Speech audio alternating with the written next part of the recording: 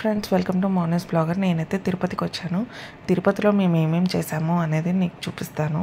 First అయితే మేము తిరుపతిలో దిగినప్పుడు ఇట్లా అందరం బ్రేక్ఫాస్ట్ చేసిన తర్వాత ఆటోస్లో స్టెప్స్ ఎక్కడానికి వెళ్ళాము. నాకు మొక్కు ఉంది. సో లగేజ్ అంతా ఒక దగ్గర అక్కడ లగేజ్ ప్యాక్ చేసుకోవడానికి ఉన్నాయి కదా, అక్కడ పెట్టేసుకొని అక్కడి నుంచి స్ట్రైట్గా నడుచుకుంటూ వెళ్ళామన్నమాట.